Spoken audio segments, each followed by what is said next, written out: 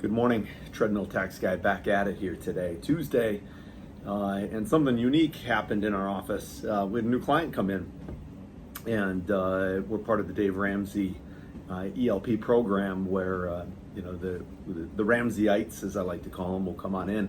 This new person came in and looking over their return, always one of the things we like to do, and noticed there was this large vehicle write-off on a very small business, not even $1,000 of revenues, but this previous tax accountant actually took a deduction of roughly 40,000 business miles on a business that made maybe $1,000, and a big loss. Well, 50 cents a mile approximately.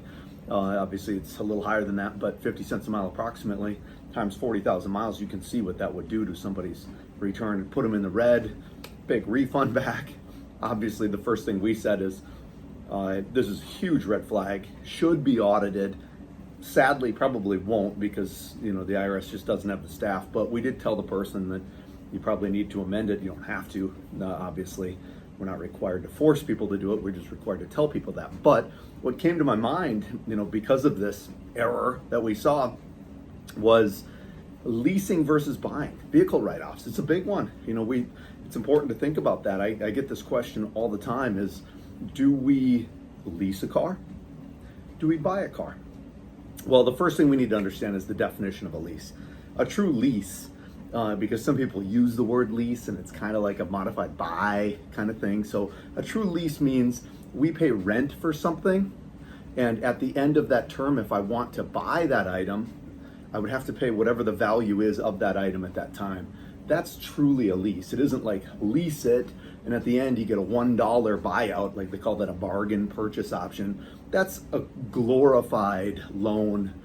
In essence, you would own it. So be kind of careful with the term lease versus buy, but for most parts, cars are pretty good that when you're done with a lease, you pay the residual value, and that's what the car, it's all predetermined for you when you do a lease. So you'll pay that residual value if you want to own it, or you give it back to them and move on with your next vehicle purchase or next lease, whichever way you want to go. So let's say we're in business, and that's the most important part, right? Individuals that buy cars, even W-2 employees that buy cars, there's no write-offs. I'm sorry, folks, there's no write-offs.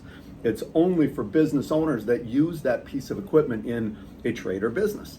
So if we're going to use that in a trade or business, let's talk about what that looks like. So in a trade or business, let's say you're a tax accountant, right? Tax accountant, let's say there's a company car. Issue there is that, it's you got to have a business and personal use if it's your only car. But let's just say that you have a different personal car and you truly have a business car. This is the car that you're going to take your clients to. You're going to go meet them for dinner. This is your working vehicle. This is the one that you don't drive to the grocery store. You got another vehicle for all that stuff. The kids, all that stuff, different vehicle. So we have a business car, 100% business use. That's important. 100%.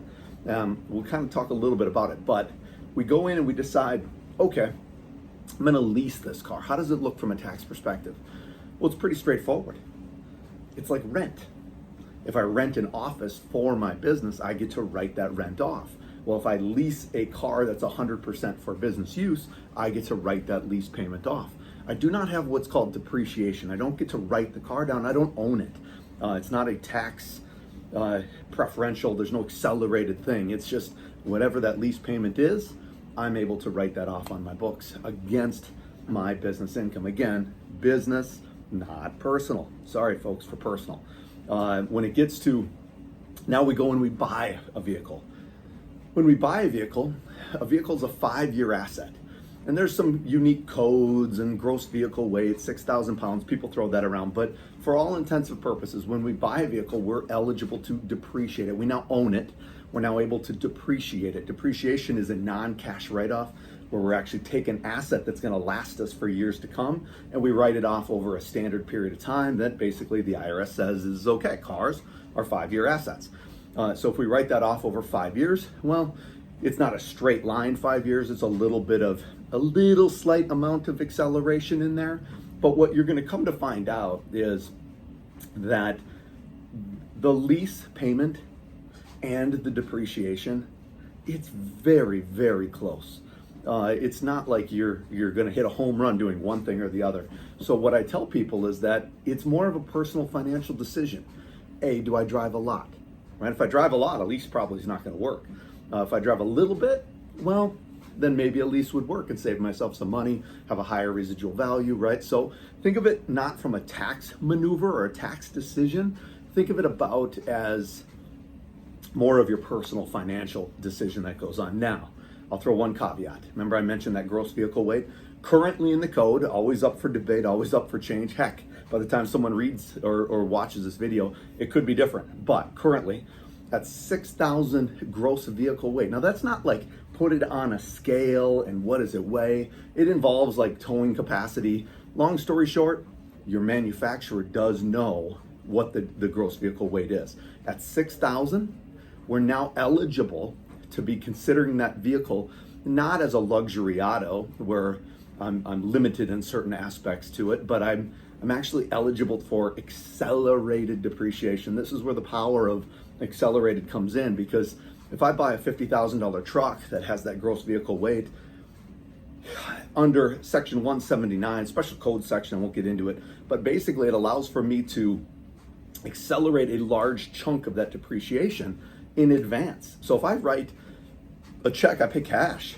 One of the things that I like to tell people is that if you pay cash for an asset and you don't finance the asset, you will probably want to take the write-off because the cash is gone, even if it is a 5-year or a 7-year, whatever the asset life is. If we can accelerate it when you pay cash, we probably are going to lean that way. Not always, but for the most part, we always will. So if we do have that 6,000 pound gross vehicle weight, we do have the ability to accelerate that. Crucial part, it's got to be 100% business use. To get the big write-off, we got to have 100%. Otherwise, we're doing some sort of proration based on personal use, things like that. So it does get a little complicated. So if this is going to be your car that you're going to commute, right? Remember, a commute to and from work, not tax deductible. Once we're from home, we go to work, okay? That's our commute leg. And then from there, anything that we do during the day as part of work, there's our deductible logged business miles. And then at the end, when we go back to home, that last little leg, that's a commute.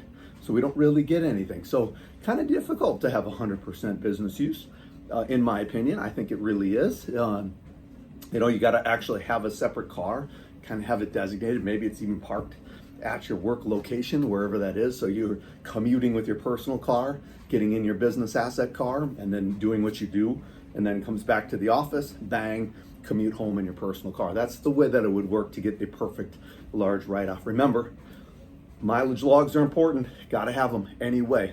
Whom, what, when, where, and why on a day-by-day, trip-by-trip basis. That's very, very robust.